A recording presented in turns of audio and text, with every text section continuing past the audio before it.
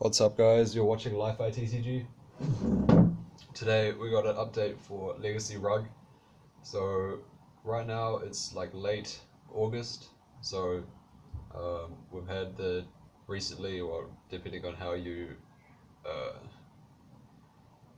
value your time, recently we've had the DRS ban and the Pro Tour 25th anniversary. So there was uh, some pretty significant impacts on Legacy with both of those, with the DRS ban obviously having a huge impact, and then um, the Death Shadow deck really breaking out at the Pro Tour. So with the DRS ban, a lot of people thought that like Rug was going to be really good again, or like a top deck again. Like it was just going to go back to being the default best tempo deck. Um, and then that sort of hasn't panned out, right? So I'll just go through the list. No, I won't actually. So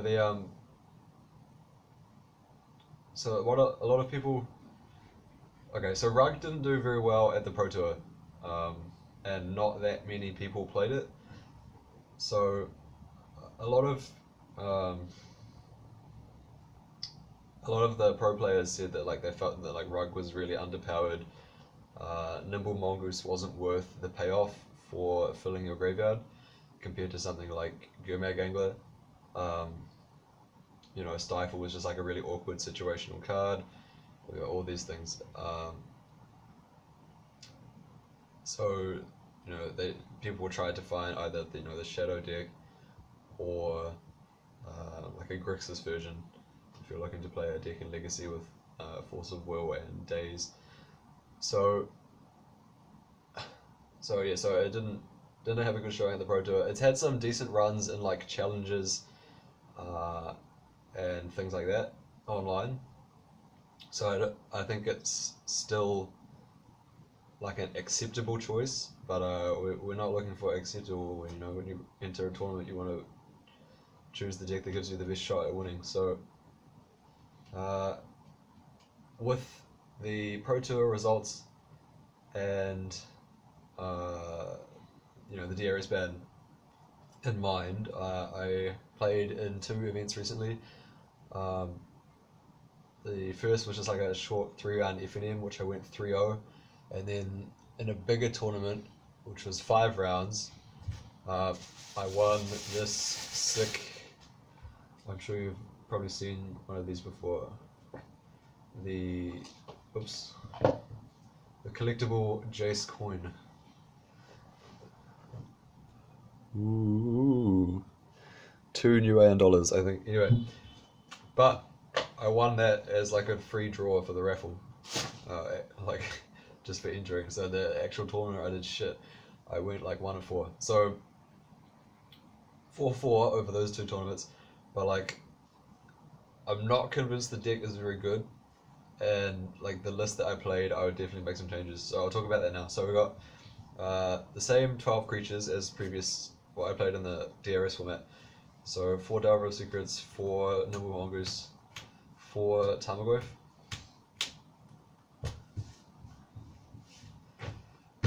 And then all of the usual rug spells, 4 Lightning Bolt, 4 Stifle, 4 Force of Will, 4 Daze,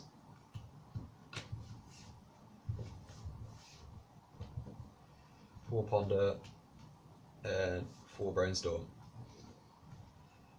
And then for the flexible slots, 1 Abrade, 1 Spell Pierce, 2 Spell Pierces actually, 1 Spell Snare, and 2 Fire and Ice. And then the lands are just 3 of each dual land, 8 fetch lands, and then 4 wastelands.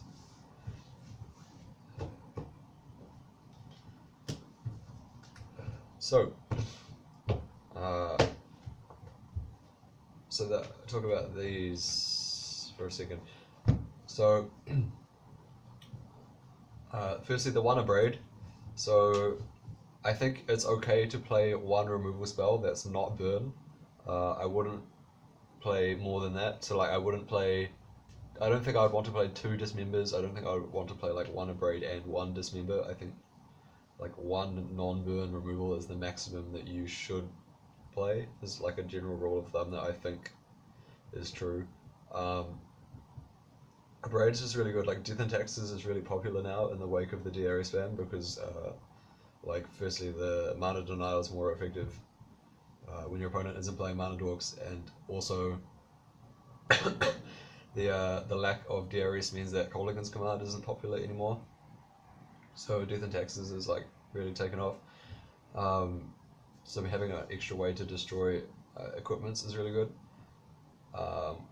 The other thing is that it's just like a 5th answer to Chalice of the Void on the draw. Like you have your 4 Force of Wills and you also just have 1 Abrade, which doesn't seem like a big change, but it's like a 25% increase basically. And you know, Chalice versus you, it just lights out, so it's nice to have more outs to that. And otherwise, like in most situations, just incinerating a guy is fine. Then two pierce and 1 snare. So the only 1 snare was like a hedge versus Death Shadow because that deck has no targets. It's also not great against Show and Tell. But it is really good against Grixis because it counters him to Turak and Strix and Snapcaster. It's pretty good against Miracles. Excuse me. Pretty good against Miracles. And it's alright against Death and Taxes if they don't have Vile or Kevin. But yeah, like the fact that there's more decks now in the format that this doesn't really hit meant that I wanted to sort of hedge by only playing 1. And then Fire Ice was also like a thing versus Death and Taxes, right? Like the split 2 damage is really good effect in that matchup because they have lots of X1 creatures, and also the Ice mode. So the idea behind that is like against Death Shadow, which you're like probably not that favored against because they have tons of huge ground creatures, which are traditionally a problem for this deck to beat. Like you need a way to get through. Is that bagpipe music? What's going on? Anyway, you need a way to get through on the ground. But you can't do that in Rug Colors because you don't have actual removal, you only have burn, so you can't get through like an 8/8 Death Shadow. But if they are on an 8/8 Death Shadow, that means they're on 5 life, so hopefully you can like ice their guy and then get in for an attack and then kill them.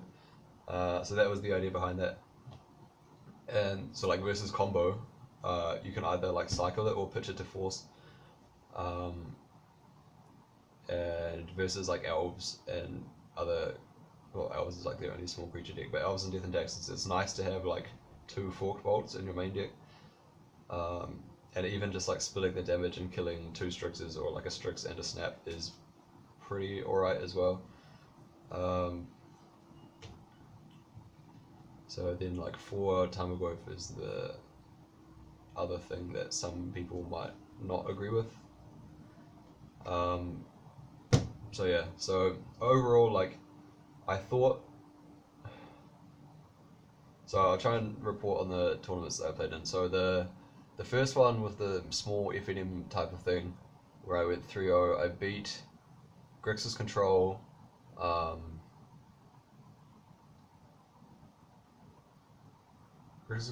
Death and Taxes, and the Hangerback Zombie deck. In the other tournament, I lost to Dredge.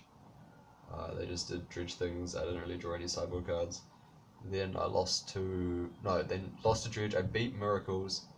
I lost to Elves, then Death and Taxes, then Show and Tell.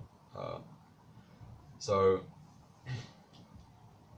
I don't think I want to play for Tamagotchi anymore. So the card that Tarmogoyf like kind of competes with is Hooting Mandrills. Um, they're both quite similar cards, right? They're just large, efficient green attackers. So in the old format with Deathrat Shaman, the big part of a reason to play Tarmogoyf was that Grixis Delver was really popular. Um, there's two important things about that deck. The first is that the largest creature they played in the main deck was Gurmag Angler. So if you could make your Tarmogoyf bigger than a Gurmag Angler, which you could by playing cards like Seal of Fire, then your Tarmogoyf could be like the king of the battlefield. It was the biggest creature in the whole matchup. And because they didn't play any removal spells except for lightning bolts, like your Tarmogoyf's reign as the king of the field was like secured. They couldn't really kill it without 2-for-1ing themselves somehow. Like they chump block with a young Pyromancer and then bolt your Tarmogoyf or something like that. So yeah, that was a really big reason to play Tarmogoyf. But now, like, Grixis has, to some extent, been supplanted by Death Shadow. So in that matchup, like, there's still an Angler deck, so you could try to make your Tarmogoyf bigger than Angler if you want, but they still have Death Shadow, which can be like not only 5/5 but 6/6 or 7/7, 8/8, even bigger, right?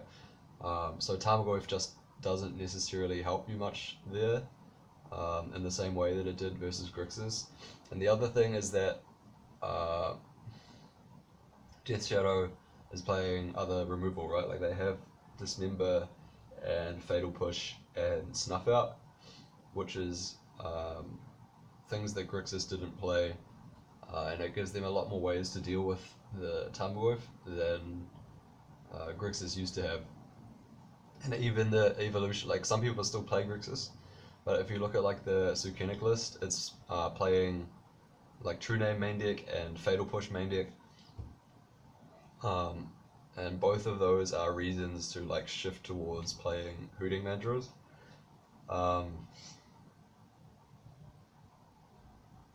And the other thing is that just like versus decks where these like aren't a consideration.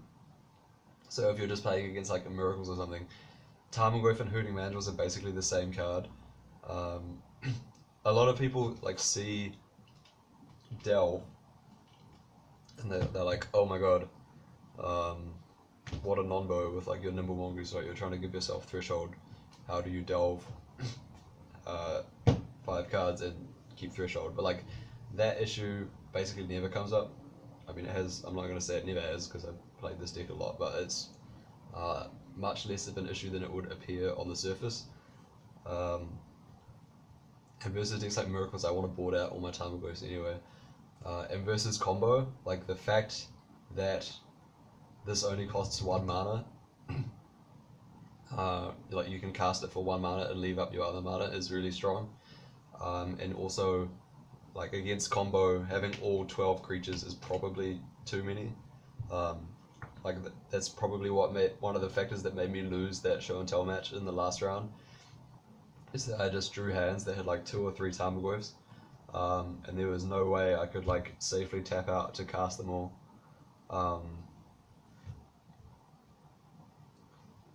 So I just had like this clunky ass hand that wasn't really doing much, and eventually I just lost to the combo.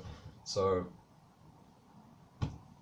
like trying to, so like the way what Tarmogoyf did before was it sort of allowed you to like thread the needle versus the threats and removal your opponents were playing, but that's not necessarily the case anymore. So I feel like I want to be back playing Hooting Mandrills again.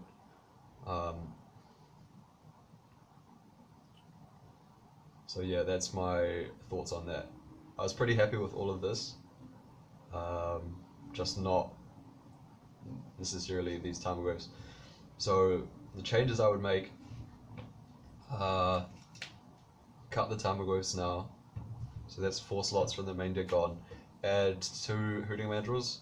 Like I don't think you can play more than 2 Hooting Mandrills because they start cannibalizing each other's delve too much. So like 10 threats in the main deck is like a bit low, or lower obviously than what I had before, which can be an issue sometimes. So one more card, the next card I want to add, because we've still got 2 slots left, is 1 Predict, which seems a bit strange for like a tempo deck. It's obviously standard technology in Miracles now. But Sean Brown plays a lot of Rug and he really likes this card. I haven't tried it myself yet, but I'm going to take his word for it for now. A lot of what this deck wants to be doing is playing at instant speed, so it's nice that you can leave up 2 mana and potentially get some card advantage out of it as well. The other thing is that like it helps you fuel delve a bit more quickly, which is nice with Hooting Mandrills. Yeah, so like if you're cutting threats, it's nice to add another cantrip kind of effect, because it means that like your deck isn't necessarily too much less threat dense than it was before. So like I used to play 1 Preordain, so this is basically like taking over that role. And I think I want to add either 1 more Spell Snare or go up to 3 Spell Pierce. I'm not totally sure which way I want to go with that yet. So yeah, that's where we're at with the main deck.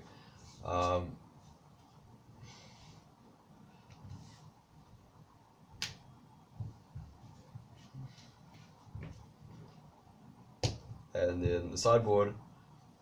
So in the 2 events I played the same sideboard, barring 1 card different. So I have 2 True Name, 2 Ancient Grudge, 2 Pyroblast,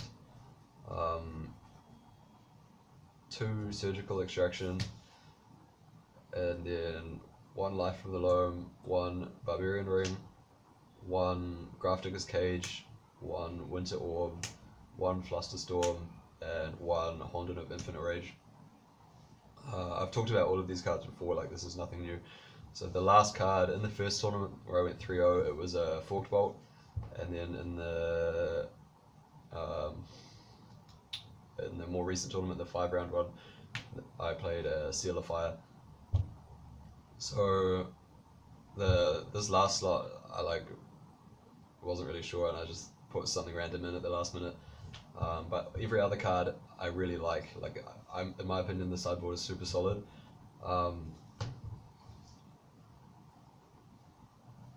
One thing that I kind of felt was that like maybe I didn't have enough cards for the show and tell matchup. But I don't really know what I would cut from here to fit that in. So like that's one incentive to play the 3rd Spell Pierce instead of the 2nd Spell Snare, because Spell Snare is not very good in that matchup. Honden is still insane. Flusterstorm is just like a good counter spell. 2 Surgical is good against the graveyard decks, and it's alright versus Miracles, like just as a 1-0. Cage is nice versus Elves, and it's also like another good graveyard card. Like the fact that I still get 0-2 by Dredge, even though I have 2 Surgicals plus this, makes me feel like the Cage is sort of like a necessity, or at least, you know, a solid choice. This is always a nice combo. Versus Death and Taxes, having an extra land and a removal in 1 is nice. Life from the Loam is just a really good card advantage engine.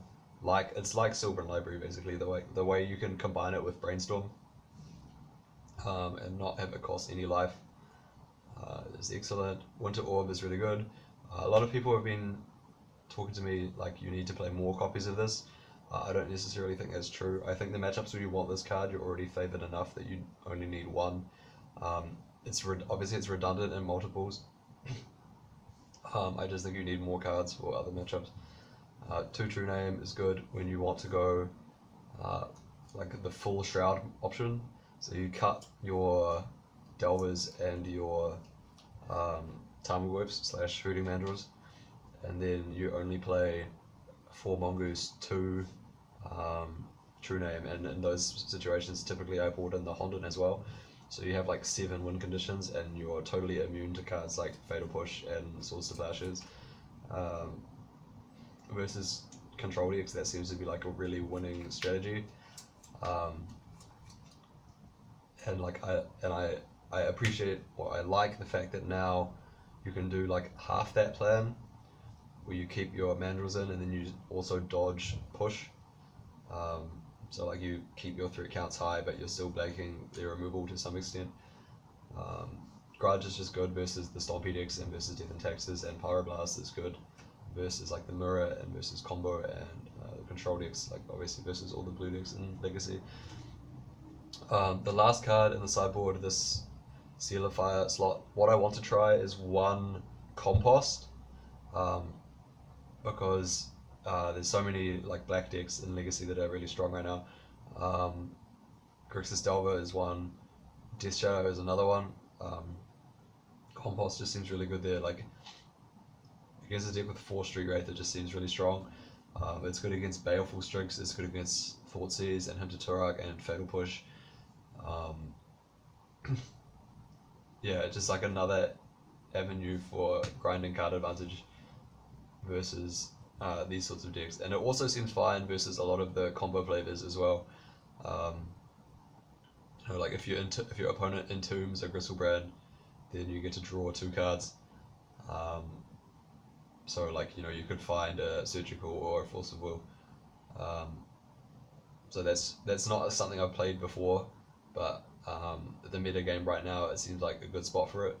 And against the like Shadow and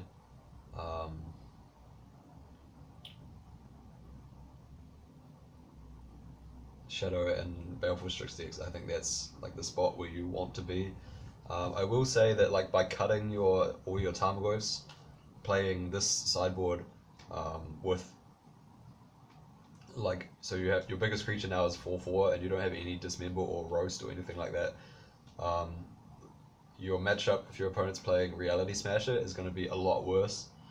I think that's just something you have to accept. Like this is like the way the metagame is now. That's like a trade-off that you should make. Like for my local meta, I think that's definitely correct because Miracles is like super popular and hardly anybody or nobody plays Eldrazi, or if they do, it's like the Grim Monolith Ulamog version. So for me, I think that's the right choice.